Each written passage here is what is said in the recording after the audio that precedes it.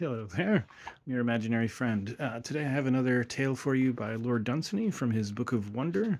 Now, as always, bear in mind that sometimes an author will have included something in their work that at the time of writing seemed fine to them, and it's not always fine. This is called The Hoard of the Gibbelins. The Gibbelins eat, as is well known, nothing less good than man. Their evil tower is joined to terra cognita, to the lands we know, by a bridge. Their hoard is beyond reason. Avarice has no use for it. They have a separate cellar for emeralds and a separate cellar for sapphires. They filled a hole with gold and dig it up when they need it. And the only use that is known for their ridiculous wealth is to attract to their larder a continual supply of food. In times of famine, they have even been known to scatter rubies abroad, a little trail of them, to some city of man, and sure enough, their larders would soon be full again. Their tower stands on the other side of that river known to Homer, Oros Ohienyo, as he called it, which surrounds the world. And where the river is narrow and fordable, the tower was built by the Gibbelins' gluttonous sires, for they liked to see burglars rowing easily to their steps.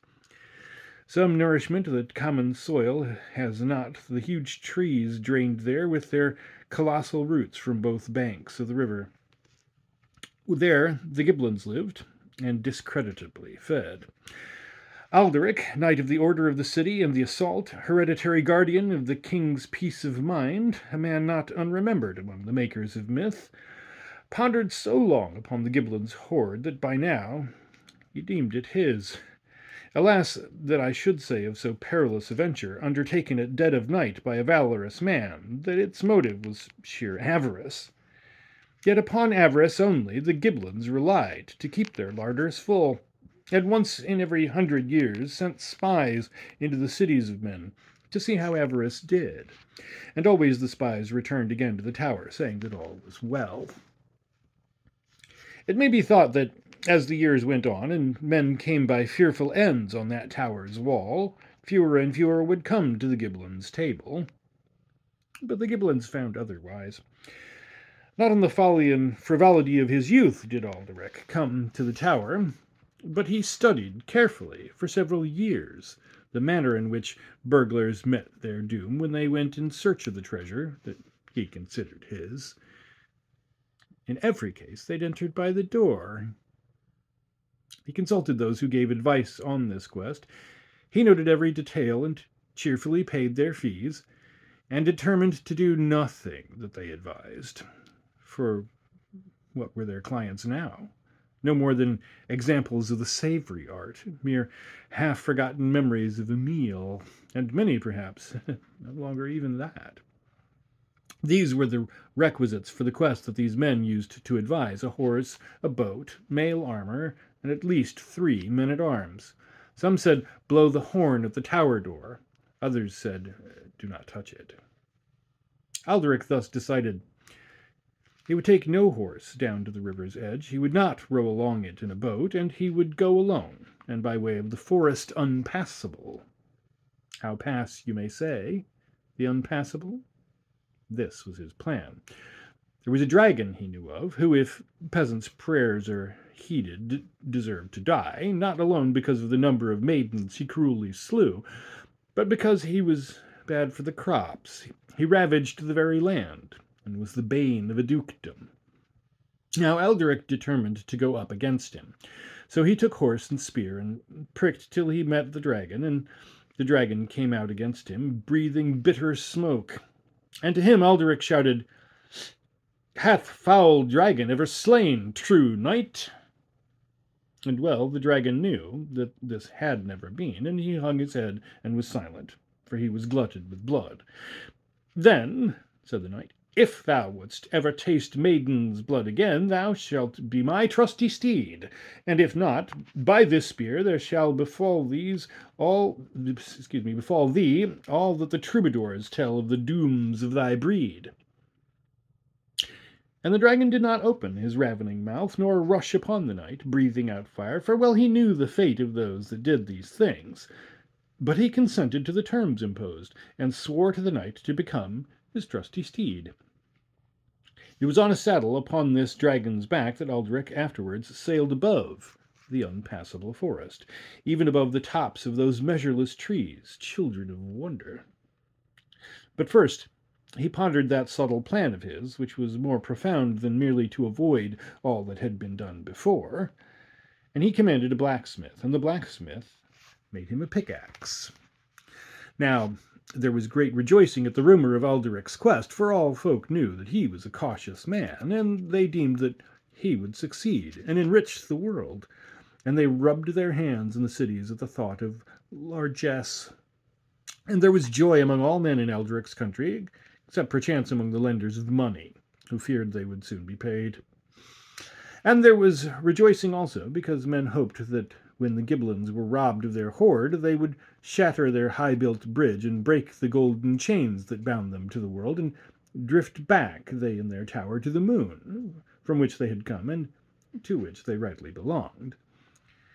There was little love for the Gibbelins, though all men envied their hoard. So they all cheered that day when he mounted his dragon, as though he was already a conqueror. And what pleased them more than the good that they hoped he would do to the world was that he scattered gold as he rode away.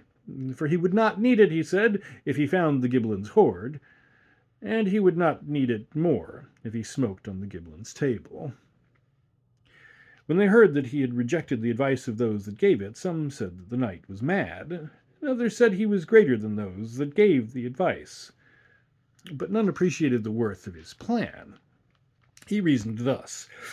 For centuries men had been well advised and had gone by the cleverest way, while the Gibbelins came to expect them to come by boat and to look for them at the door whenever their larder was empty, even as a man looketh for a snipe in the marsh. But how, said Eldrick, if a snipe should sit in the top of a tree, and would men find him there? Assuredly never. So Alderic decided to swim the river, and did not go by the door, but to pick his way into the tower through the stone.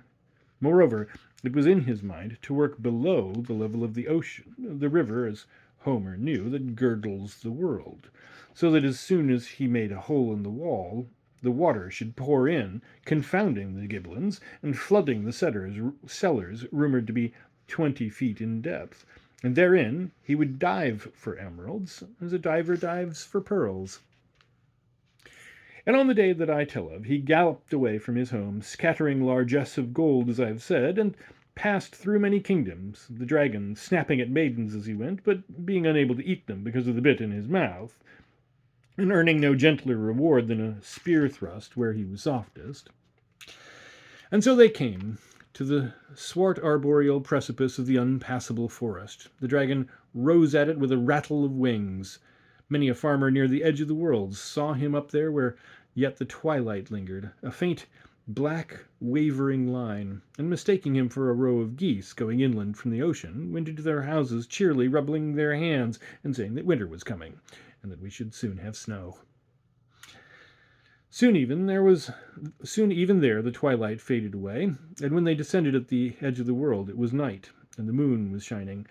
Ocean, the ancient river, narrow and shallow there, flowed by and made no murmur. Whether the Gibbelins banqueted or whether they watched by the door, they also made no murmur. And Alderic dismounted and took his armour off, and saying one prayer to his lady, swam with his pickaxe. He did not part from his sword for fear that he meet with a Gibbelin. Landed the other side, he began to work at once, and all went well with him. Nothing put out its head from any window, and all were lighted so that nothing within could see him in the dark. The blows of his pickaxe were dulled in the deep walls. All night he worked. No sound came to molest him, and at dawn the last rock swerved and tumbled inwards, and the river poured in after. Then Alderic took a stone and went to the bottom step and hurled the stone at the door. He heard the echoes roll into the tower, then he ran back and dived through the hole in the wall. He was in the emerald cellar. There was no light in the lofty vault above him, but diving through 20 feet of water, he felt the floor all rough with emeralds, and open coffers full of them. By a faint ray of the moon he saw that the water was green with them, and easily filling a satchel, he rose again to the surface.